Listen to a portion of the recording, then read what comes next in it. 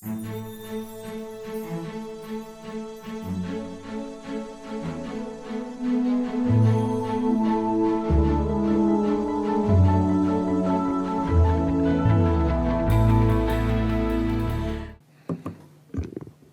right. Well, good afternoon, everybody.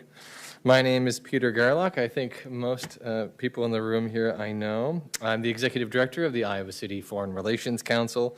Thank you for joining us in person and via live stream today. We are thrilled to co-host this program with the United Nations Association of Johnson County, a longtime partner. For those not familiar with ICFRC or those needing a reintroduction to us, ICFRC is an independent, nonpartisan organization that hosts speaker programs, community forums, and educational experiences to help Iowans better understand international issues and foster global engagement. How about that? We just rewrote our mission statement. A little stronger, I think, than in the past. Our vision is to connect our community across the state to inspire lifelong learning about the global and local issues that matter, and to model the inclusive and informed discussion our world needs. This year we are celebrating our 40th anniversary. We have some great plans this year with a total of 4 events devoted to celebrating our supporters, our legacy in the community, and the bright future ahead for internationally focused programming. I hope you will check out our website, icfrc.org, and even sign up for our monthly newsletters and follow us on social media to learn more about the exciting stuff happening this year. Okay, I've talked long enough. Again, welcome, and I hope you enjoy today's program.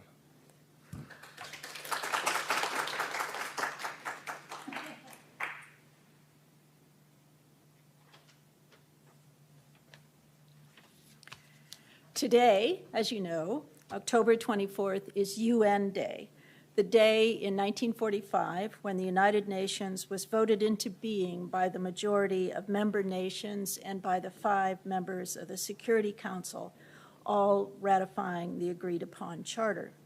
Johnson County United Nations Association is proud to educate others about the crucial work done by the UN and to advocate for full payment of dues to the UN by the United States. This year, we have the added pleasure of celebrating the 75th anniversary of the Universal Declaration of Human Rights. I'm Barbara Eckstein, President of the Johnson County UNA. I'm delighted to continue a tradition of partnering with the Iowa City Foreign Relations Council every UN Day to offer a program about the United Nations. This year, we focus on the 4th of the UN's 17 Sustainable Development Goals. Initiated in 2015, the SDGs have reached the halfway point this year on their way to their specific objectives in 2030. There is a great deal more work to be done to meet the targets set for each of the goals. Today, we will hear a conversation between Global Goals Ambassador Virgil Parker and JCUNA Board Vice President Britta Loftus about SDG number 4, that is, ensure inclusive and equitable quality education and promote lifelong learning for all. Virgil Parker is a U.S. Fulbright alum, community advocate, and Howard University graduate with a degree in journalism and a minor in African American studies. He served as a White House HBCU Competitiveness Scholar for the White House Initiative on HBCUs. Currently, Mr. Parker is a television producer for News 10 NBC. He has moderated and participated in national and regional conversations regarding a variety of topics such as the future of historically Black colleges and universities in the COVID era, philanthropic equity for minority-serving institutions, bringing local governments and HBCUs together, and much more. Most recently, he executive produced 2 projects that commemorated the 45th anniversary of Education and Sharing Day and the 60th anniversary of the Equal Pay Act of 1963. His work has been included in media outlets such as Forbes, The Hill, iHeartRadio, Blavity, HBCU Buzz, and diverse issues in higher education. He is a part of the UNA's 2023-24 Global Goals Ambassadors Network. His focus is global, that is, Sustainable Development Goal number 4, quality education for all. Britta Loftus grew up in Iowa City, attending City High. After high school, she moved to Washington, D.C., where she attended college at George Washington University. During college, she interned with the National Peace Corps Association in D.C. and the Foundation for Sustainable Development in Nicaragua. After college, she spent a year living in Costa Rica, where she graduated with a master's degree in international law and human rights from the UN-mandated University for Peace. In 2004, she returned to Iowa to attend law school at the University of Iowa. During law school, she spent a summer interning for the United Nations Development Program in Washington, D.C. Today, she is a practicing lawyer working remotely for a Minneapolis law firm. Her day-to-day practice focuses on intellectual property law, while her pro bono practice has included representing asylum applicants and research relating to human trafficking laws. In addition to her work with Johnson County UNA, she also serves on the advisory board of the UI Center for Human Rights and is a coach for the City High mock trial team. Welcome, Virgil and Britta.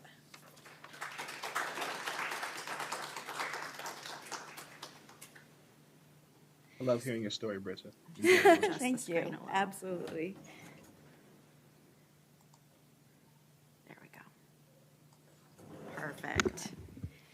Thank you so much for the introductions, Barbara, and thank you so much for joining us, Virgil. We really appreciate it. I'm excited to celebrate UN Day here with you all. Thank you, everyone, for coming out on this abnormally warm October day here in Iowa. So I wanted to touch base with you first a little bit in terms of we're celebrating UN Day, and I wanted to know how you first became involved with the United Nations or intrigued by what they do in the United Nations Association. I guess by way of background for me, many of the people here might remember when we celebrated the 50th anniversary of the Universal Declaration for Human Rights. We had a big community celebration where a number of human rights leaders came. And for me, I was a senior in high school at the time, and I think that was sort of a pivotal experience and really got me kind of interested in the United Nations work and things like that. And so I was wondering if you had sort of any experience like that that really drew you into the work of the United Nations. Certainly. Well, first of all, thank you for the question, and thank you, everyone, for organizing this event, and happy UN Day. Really, really excited to be here with you all. Also, Britt, I see you have on I hope that's a UNA shirt. It is. I'm recognizing there. Folks, this was not coordinated, I promise. I just got this shirt last week, and I'm happy that I was able to have this in time for the event. So, while I've heard of the United Nations since I had been in high school, I wasn't a part of any support group in an organized way. It wasn't until I got to college that I did two things. One, I participated in Model UN, which was a great experience. I did one in Washington, D.C., where I went to school and got to interact with people around the world. But even, I believe, right around that time, or even slightly prior to that, the UNA USA Youth Observer at the time, I believe his name was Michael Scott Peters, he had visited my campus in about 2017, 2018, and I learned about the UN Youth Observer role, and I said, well, that's really fascinating.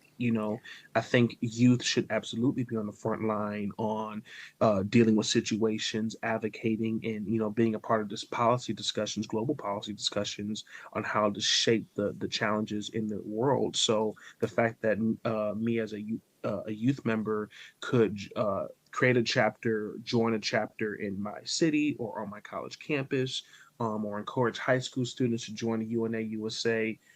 That's how I got involved. Meeting Michael Scott Peters, learning the work that he does, and realizing that there is a national movement that has been around for quite some time of Americans who care about the work of the United Nations, believe in it, and want to continue to bolster the U.S.'s support behind the United Nations. So that's how it started for me. And I've been happy to be a member. I want to say I've been a member since 2018, 2019. I could be slightly off about that, but I've certainly been a member for quite some years now. I'm almost certain it's prior to the pandemic. That's wonderful. Yeah, that's interesting to hear sort of everyone's story as to how they kind of come on board as a UN supporter. So thanks for sharing that with us. And I know more recently, your current role with the United Nations Association is as Global Goals Ambassador. For me, this is the first time I actually had heard of the program, so I was wondering if you could just tell everybody a little bit more about the work of the Global Goals Ambassadors. Absolutely. So this is my second term as a Global Goals Ambassador. I've worked on quality education for both of my terms. So what the United Nations Association did, the National UNA USA, was select certain leaders. It's not limited to 17. There could be multiple leaders who represent each one of the Sustainable Development Goals, but we go through a selection process, and these are people who are committed to advancing understanding and knowledge and support and advocacy behind the Sustainable Development Goals being achieved, right? Please fact check me what I'm about to say. I believe the Sustainable Development Goals were created in 2015 with the objective of them being accomplished in 2030. So it is paramount that we have individuals consistently pressing the policymakers within their country and countries around the world to make sure that countries are on track to achieve the Sustainable Development Goals.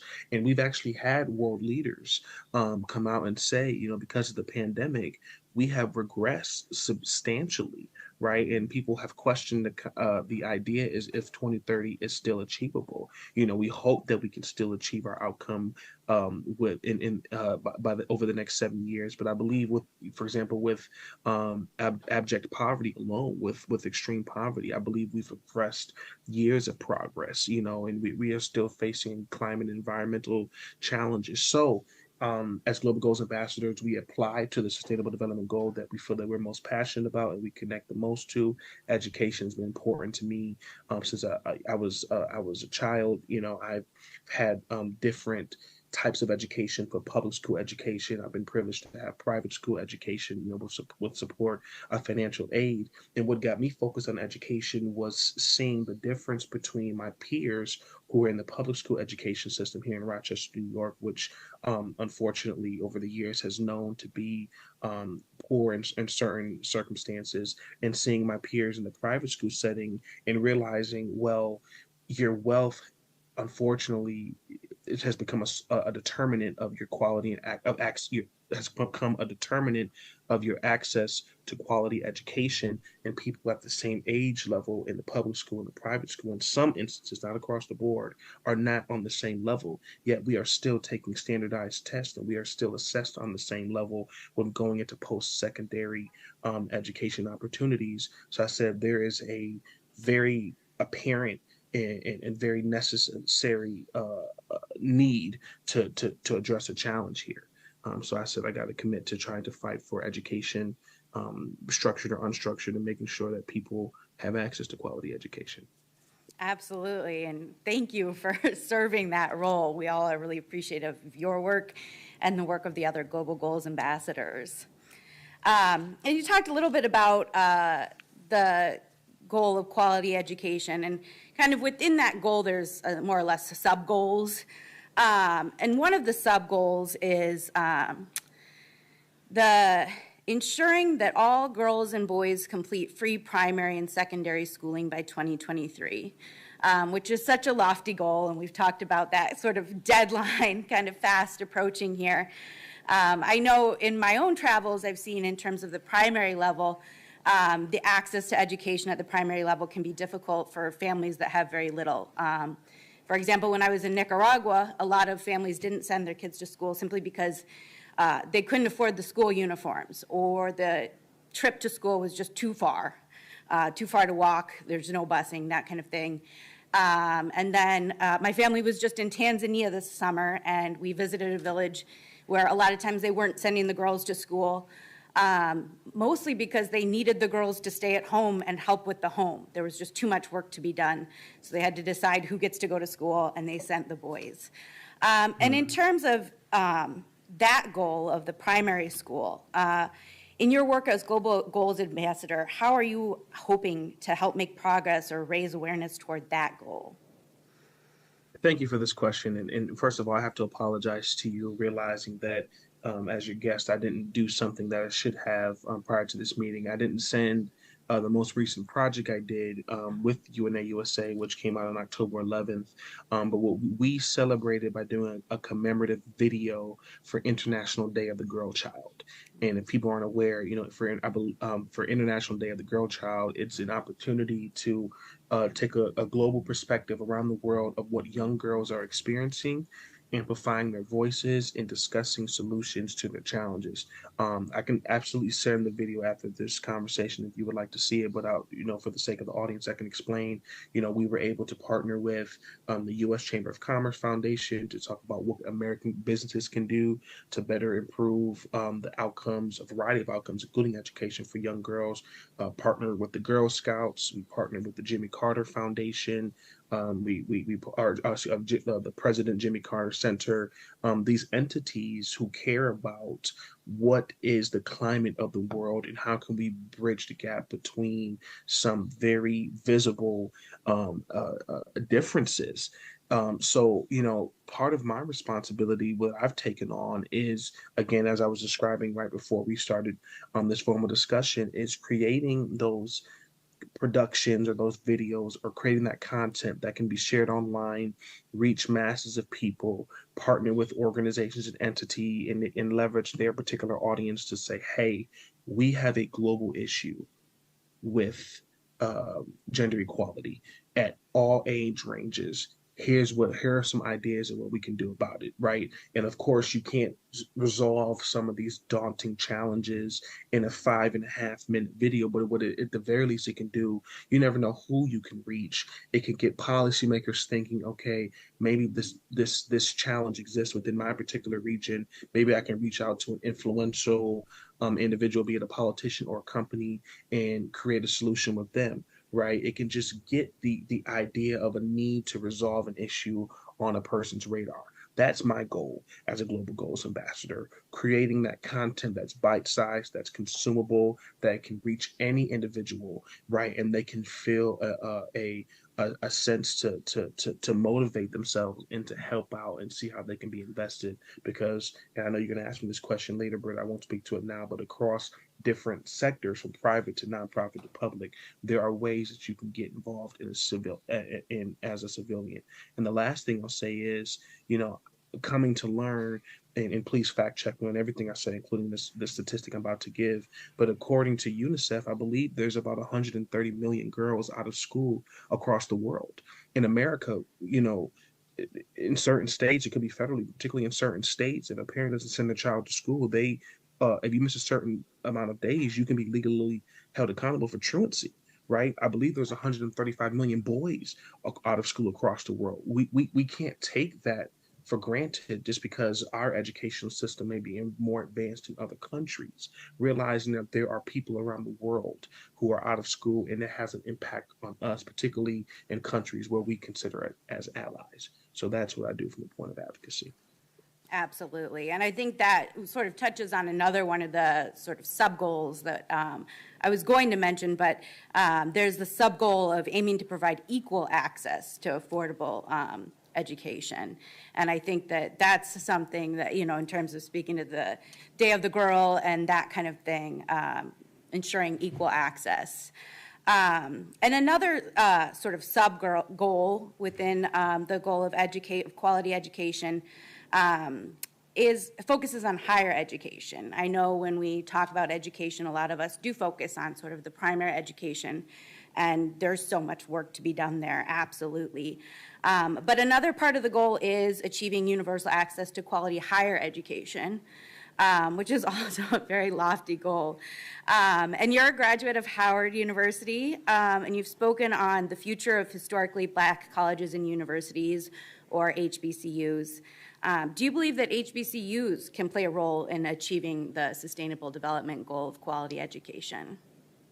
Oh, they play an incredibly valuable role, and they have historically, for well over 100 years, well over 150 years. When I look at Howard University in particular, when you think about HBCUs were those institutions, back when our country, where people who looked like me either could not go to schools with people who with other white Americans, or if they were to go to school, they would experience egregious forms of discrimination. HBCUs were safe havens. They were places where freed Americans, Black Americans in particular, could go and get a great education, right? Now, I want to be very clear with this, because I've even had to explain it to some of my peers who don't completely understand historical Black colleges. People of all races go to HBCUs. It is not exclusive for African Americans or people of Black descent, right, across the world. There are people of all types of heritages that attend these institutions. I want to make that very, very clear. But it is absolutely purposeful to make sure that this is a safe haven and a great educational space, and a cultural safe haven for people of Black descent to be a part of. But they absolutely played a vital role, not here just in America, but around the world. I mean, many of the historically Black colleges, not just Howard, are global institutions, right? We represent a myriad of countries across the Caribbean, the Caribbean, across Africa. I mean, some of my closest friends were from Nepal, right? When I attended Howard University. So these very top tier institutions, who are Research 1 institutions, provide access to higher education for these people, both within our country and around the world, and they help them realize the potential for a productive life afterwards, just like any other institutions, from the Harvards to the Yales to the Dartmouths to the Ohio States to the Penn States, you name it. These institutions are vital to making sure that people have access to quality education, so they can meet the targeted objectives across many occupations, from law to medicine to communications to arts to business, you name it, afterwards. So with and the number shifts from time to time. I believe there's 101 HBCUs. There are more minority serving institutions, but there's 101 historically Black colleges. They are vital centers for opportunity for people around the world of multiple races, but particularly of Black heritage, to thrive, and just to realize that education is also for them, and they don't have to be excluded and fall to a lower tier than any of their peers, simply because of their racial makeup. If that answers your question. Absolutely. Thank you for sharing your experience and how that ties in with the goal of education. I think that's wonderful. I guess sticking with your... Oh, yeah, go ahead. I was going to say one thing. I just noticed something. I know that you intend to archive this event and save it later. I noticed it wasn't being recorded. Is that okay? Was it intended to be recorded for an archive later? I believe that it's being live streamed through the public library channel, and that live stream is being recorded. So I don't believe that the Zoom needs to be recorded. And I'm getting some nods in the audience, so I think we're good. But thank you for pointing that out. We do want to archive it, so we really appreciate that. I guess sticking with your experience at Howard, you had graduated from Howard in 2021, which means that you were in college during sort of the peak of the most isolated times of COVID-19. And I know you've spoken about the role of COVID-19 in education, but if you could tell us a little bit about what your experience was like being in college during those years, that would be wonderful. It was tough. It was very, very tough, not just for me, but for my peers. I mean, I had peers who would go online on Twitter and Instagram, and they would vocalize how they would feel like they're not learning. They'd feel sometimes bogged down with the increased responsibility coming out of the classroom. Some teachers or some administrators felt that, well, if students are home, maybe they have more time because they're not involved in certain activities. So the increase of work sometimes it was more. It picked up its pace. Being at home, you then had to consider, well, what are the at-home responsibilities, right? Some students had to be involved in childcare. They had a younger sibling. They had to do any of the domestic responsibilities around the house, and people were fatigued because our social climate, our interactions were being challenged. We're humans. We need interaction, right? So when we were isolated in our home and we weren't interacting in the way that we knew, for the majority of our lives, it became mentally, physically daunting. Some students would just wake up for class. The classroom was either the computer screen, or for me, sometimes it was my phone, right? Because there was a Wi-Fi infrastructure challenge where while I'm on my laptop Wi-Fi would just crash. So I have to use the data on my phone, right, to be able to interact with school. Now, that's a privilege for me, right? That was absolutely a privilege for me. I had students, friends, we heard stories of people having to go park in parking lots of a Starbucks or a McDonald's or of a commercial enterprise just to get access to Wi-Fi, right? It opened my eyes to a broadband issue that was existing across America, right? I during the part of the pandemic, I went to stay with a friend who I went to college with in DC. He was from Georgetown. We drove from Tennessee to Florida, and I was flabbergasted that my phone lost connection to Wi-Fi or to data in my route down driving south. And I said, why does America, one of the most advanced nations in the world, have this much of a broadband access issue? And it affected a lot of people across the country. So all that to say, there was just so many challenges that I did not consider would be involved with being a student at home. Now, I didn't have it nearly as bad as many. I didn't have younger siblings to have to take care of, and many home domestic affairs. But for many of my peers, I had the empathy for what they were going through. So sometimes it was challenging to see that. It was challenging. You needed to have some fortitude and some perseverance. Absolutely. I can't imagine having done college. I had the pleasure of getting my two now 10-year-old, then first graders through some online learning, and that was a challenge. But I guess at all levels, sort of that social, emotional connection is really hard to kind of lose out during those years. Yeah. I do know at some point during college, I assume probably before the COVID years, you had an opportunity to study abroad. And I was wondering if you could tell the group gathered here today about where you had an opportunity to study abroad and sort of what you took away from those experiences. Yeah, and I want to preface this by saying it wasn't a traditional study abroad experience where you leave for a semester, right? I mean, the one study abroad experience that I can point to, which was more traditional, is my Fulbright experience, and we could talk about that later, Britta, if you wanted to bring that up in the question. But I was actually out of the country for 9 months in Canada, doing educational exchange. But while I was at Howard, I did 4 trips. Each were a week long. They were study abroad / mission trips where there was a professor who was in our African American Studies department at Howard who owned a nonprofit, and he had this years-long tradition of 3 times a year he would take students to either Haiti or the Dominican Republic, right? And I was learning about the different forms of exploitation that was happening in Haiti and DR, and the relationship between Haiti and France and the historical context there, and about the whole peninsula between 2 countries who share the same population size of about 11 million, how the Dominican Republic owns much more of that piece of land, and the displaced Haitians that existed in the Dominican Republic side, and just all types of challenges and some human rights violations, and what it was like being in developing nations. So I went 4 times, twice to Haiti, twice to DR, extremely eye-opening when we got down there. So it was both, again, an educational experience, but also a charitable experience. When we got down there, we went to villages and we gave away food, we gave away clothing.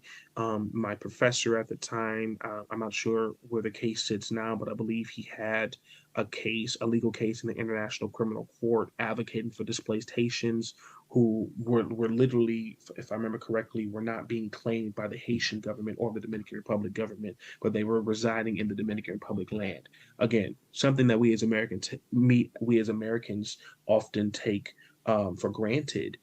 Imagine not having civil rights or citizenship rights because you're one of thousands of people who a government in the country that you're in, or the government which is native to your people, does not claim you. That's a challenge as we think about International Human Rights Day.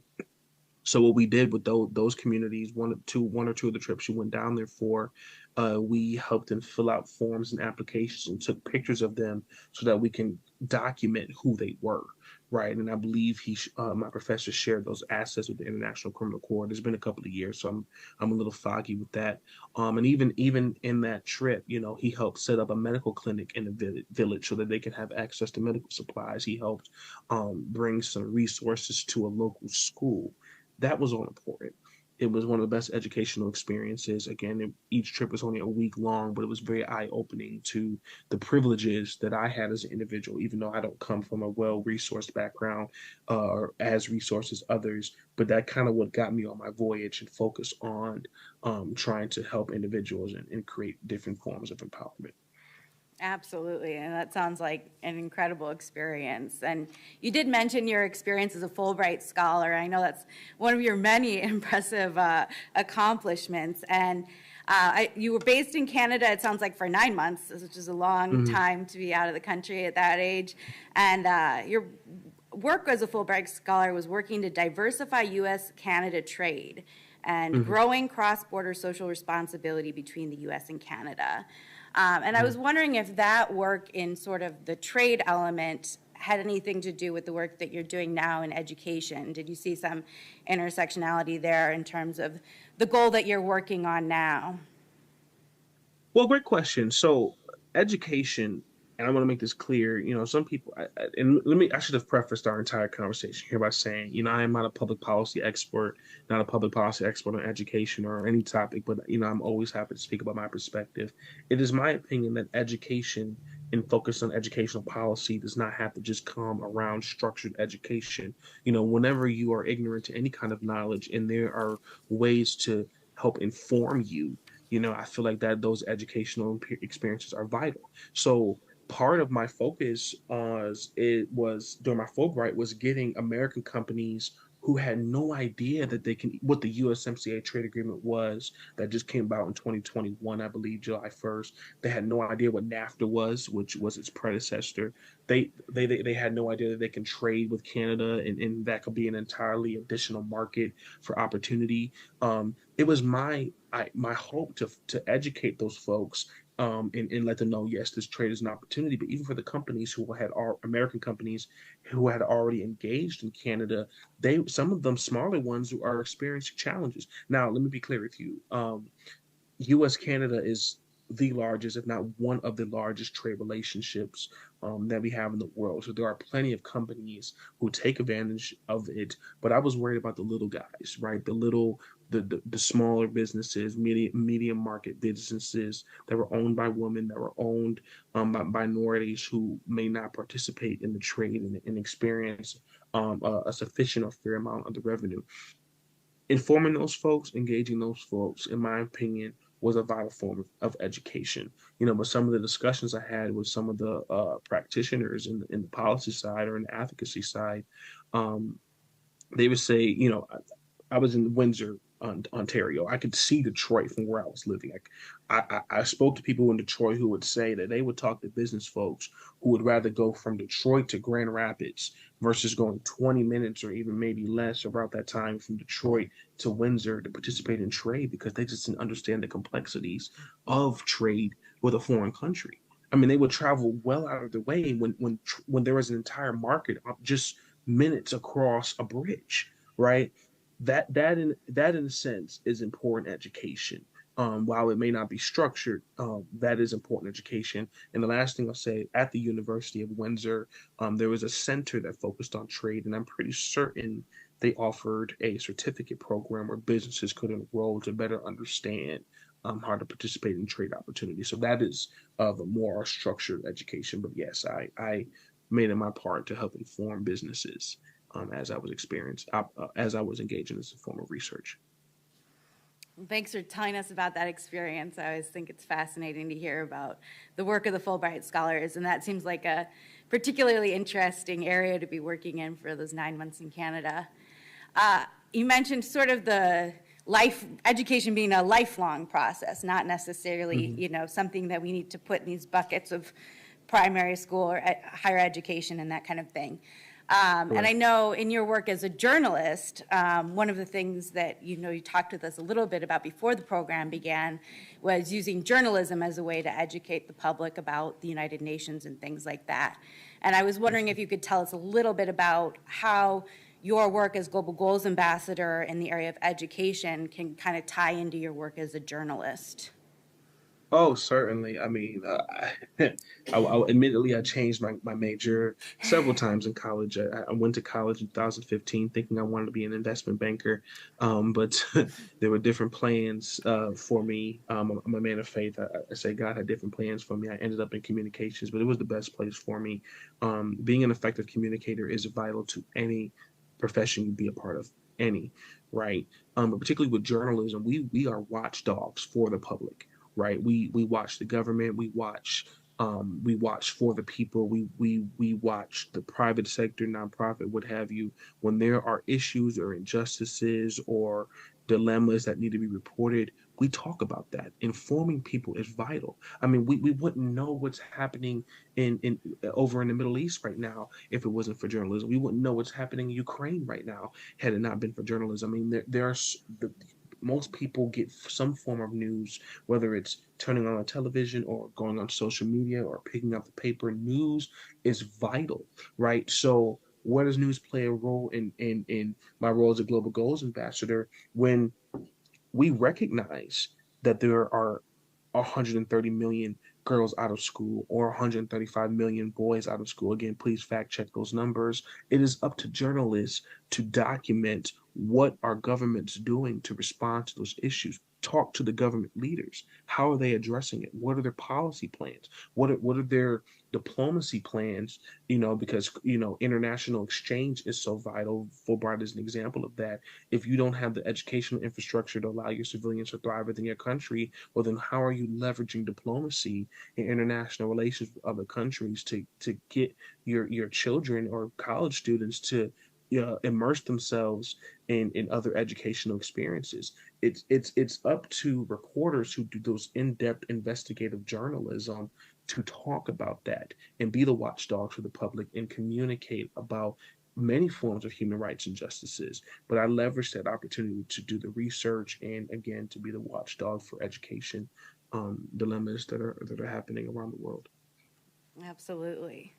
I think it's a great way to be able to educate is through journalism. So I think it's wonderful that you're working in that area and doing your best to try and educate the public about the United Nations and thinking about sort of new and innovative ways to do that using the technology that we have today. I want to leave a little bit of time for some question and answer. So I think I'll do one more question and then we'll have some time for audience questions. But one of the questions I have for you is sort of in the current world climate, obviously we're facing war and a lot of human rights abuses and things like that.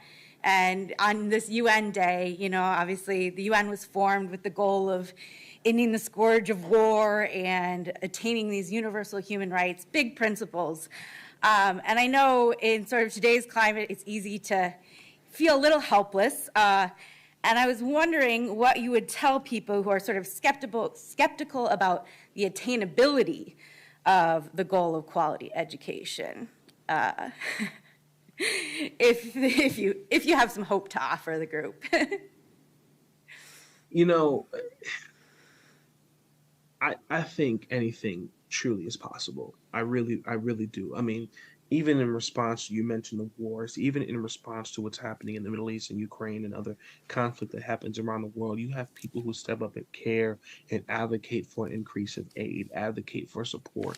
You have entities, I believe there's about 30, it could be 20, excuse me, again, please fact check that, organizations that are part of the United Nations network. And there's one focused primarily on children, and they issue reports of challenges that are facing children. When you recognize that there are always people in the world who care, there are an abundance of people in the world who care, even if this seems like there are many who are not. You can be a part of the group of people who care. You can look into the research, understand the research, listen to the public dialogues, attend the public dialogues like we're having right now, hear what experts are saying, hear what people on the front lines are saying, and realize how you can be a part of it, and realize that there is always going to be people fighting for solutions and people who dedicate their life for achieving a myriad of different outcomes, but particularly also around education. I mean, there are so many people who recognize that economies cannot thrive abundantly and effectively if it does not have a well-educated workforce. I mean, quite literally, if your education, if your workforce does not have the skills-based training to match the technological advancements of the world, you're going to have some challenges, right? Particularly when it comes to not just challenges within your country, but even with trade, right? Because you have to keep up with the products and the services that are in demand within the global markets, right? So even if it's beyond an ethical or moral perspective, it is vital to success of economies and success of nations to have strong education infrastructures, right? And that has to be across the board, where your access to wealth is not a determinant, and your racial makeup, or any one of your inherited backgrounds do not just determine your access to quality education, because we have the people of different cultures and heritages have to be able to thrive in the education space, because it is vital, not just morally and ethically, but also to our economy, in our workforce and success. So there will always be someone fighting, and I think that people will not be alone in their hope to make a sustainable difference when it comes to education. Absolutely. And I know just hearing our conversation here today has definitely given me some hope. So I hope everyone else has the same takeaway. And I think with that, we'll turn it over to any questions that the audience might have.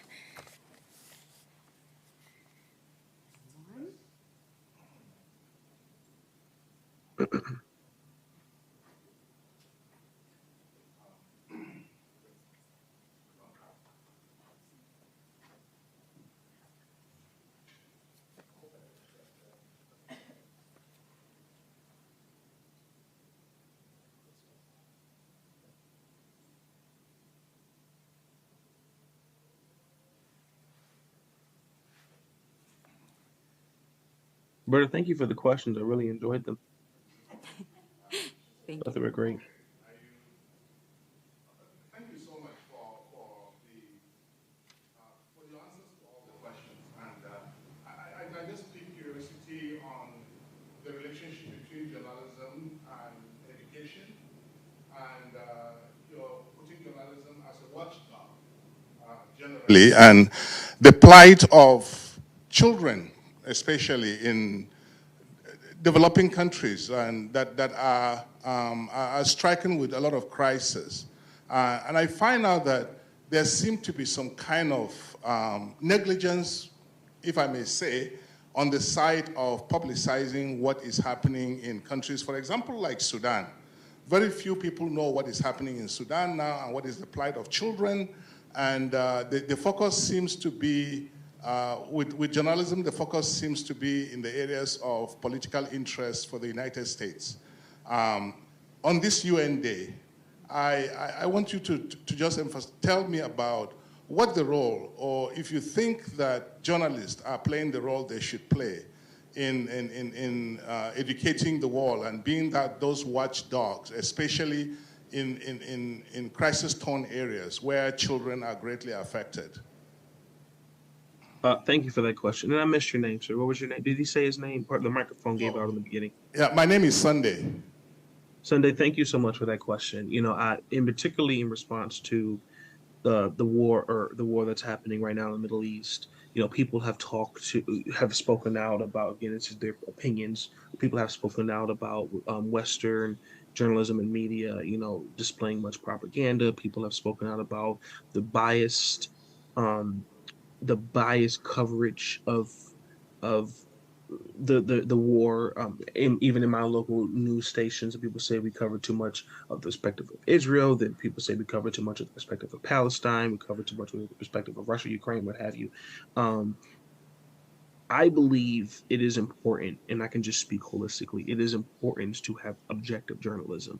When I'm producing a show, I am intentional of having both perspectives or several perspectives on any kind of conflict, right? Within my time locally, we've had a nurses strike that happened in my particular city, and when people go on strike from any particular union, you want to get the perspective of people who are on the strike, but also the entity that they are striking from, the business, right? You have to get both sides of the coin. And I do think, to your point, that that journalism has to do even more effective job of ensuring that we cover the many atrocities that exist across the world, because we have the tools to do so, right? Between the major companies of the NBCs, the ABCs, the CNNs, the MSNBCs, the CNBCs, the BCCs, the Washington Post, the New York Times, the Reuters, I believe, the many of those organizations should make it a focus to cover the many atrocities and not just participate in biased journalism. So I stand by that. What it's going to take is top-down leadership, for people who are in the executive level of many of these news organizations, particularly the more well-known ones, to say, hey, we've got to make sure that our coverage is telling a complete narrative here and not just a biased perspective.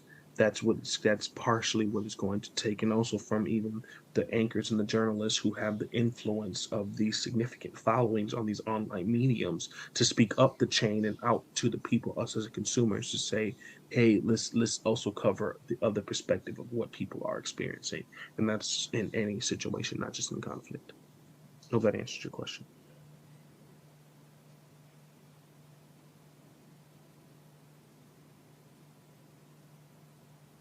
Thank you.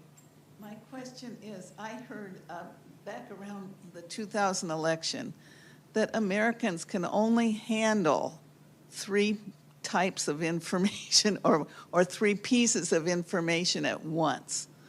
And what can we do to counteract that sort of nonsense? Because, you watch BBC and there's far more coverage of African issues, other global issues, and our media just is not covering it. Well, first of all, thank you for correcting me. I think I said BCC earlier. BBC is actually probably the correct outlet, so I appreciate that. I don't. I think it is important that we have different types of variety of different streams of information out there.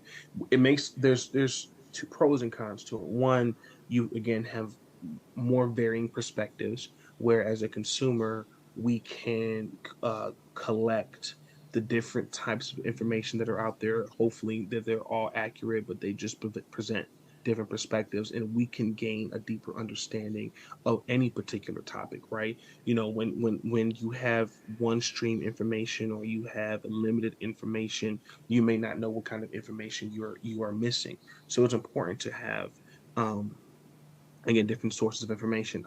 I don't know why people would think that Americans can only handle 3 different types of information. I mean, I consume a variety of different news, from Hill to Forbes to CNN to, like I said, all the outlets that I named before. And it is on the responsibility, I believe, also of the consumer, but also the provider of the information, to trust the credible, to get to the credible source of the information.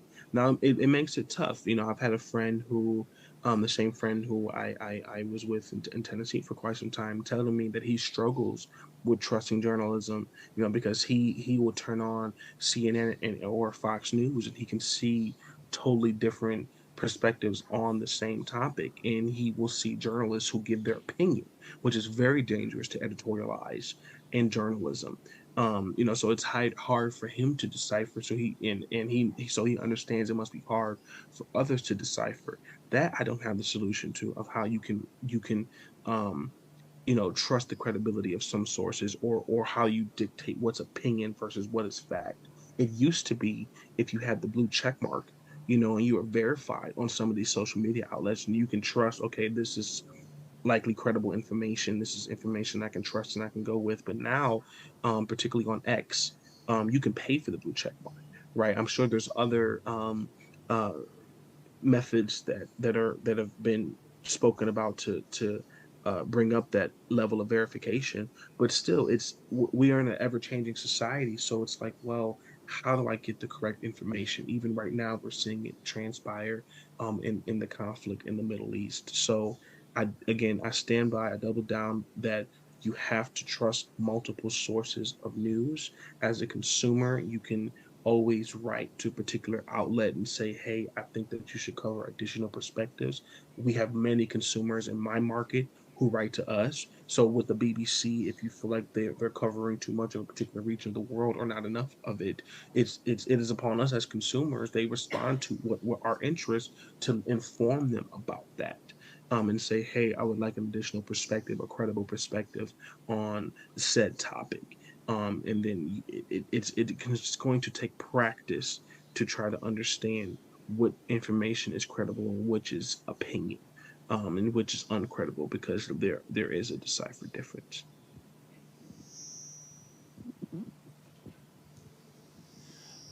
First, Virgil, I'd like to say thank you for joining us far away in Iowa City, Iowa, and your perspective is important to us. And you give me hope, just that people like you are involved in the United Nations Association and in journalism.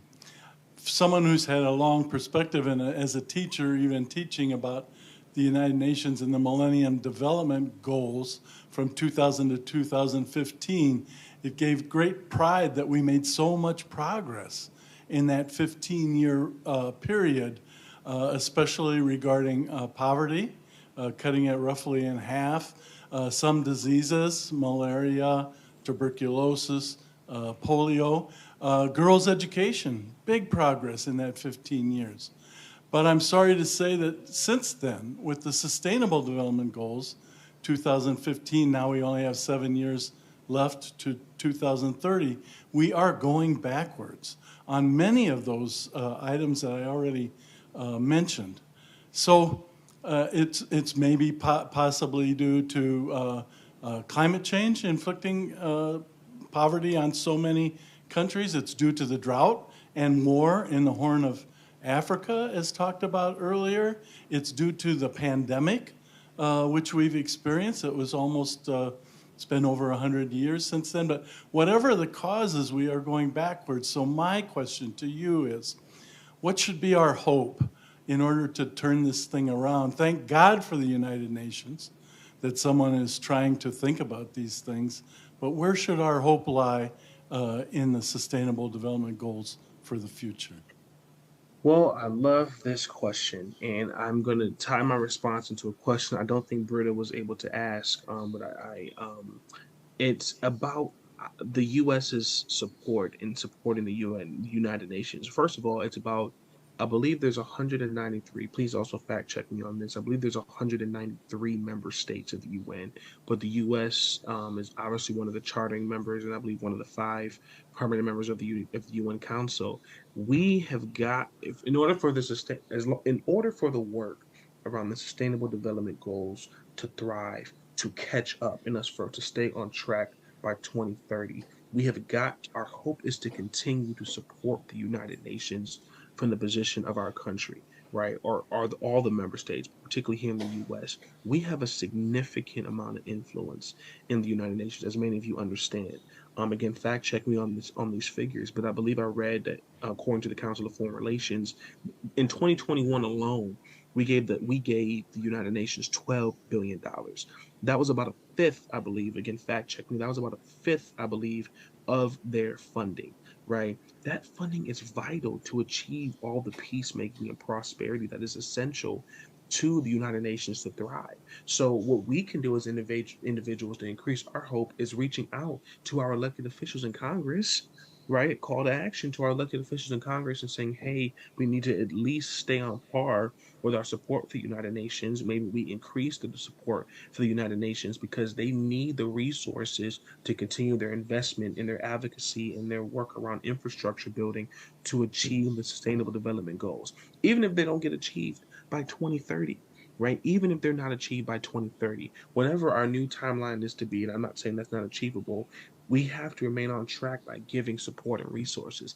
That is where our hope lies, where every time or whenever a bill comes across the floor of the Congress or of the U.S. Senate or of the legislative body of any country, it is the hope that people will joyfully recognize the value of the investment, and we as civilians, we as citizens can reach out to our elected officials and saying, hey, we believe in you making a vote to yes, affirmative vote to support investment in the United Nations, and we need you to do so. And we can even share the reasons and the accomplishments of the United Nations, which is what days like the UN are for. But that's where our hope lies.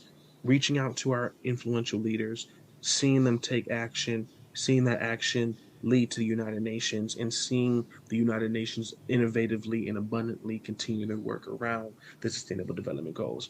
And the concept of all of what I'm saying is that we need to do this collectively, and we need each other. The goals, while there are goals for obviously each country, but they're really goals for the world, right? We have to achieve this together. Some of us have knowledge in intellectual property and resources and capabilities that other countries do not possess, and infrastructures that other countries do not possess. So we have to be able to tap each other to achieve these accomplishments, but it starts in the hearts of our legislative bodies, which channel funding to the United Nations. Thank you.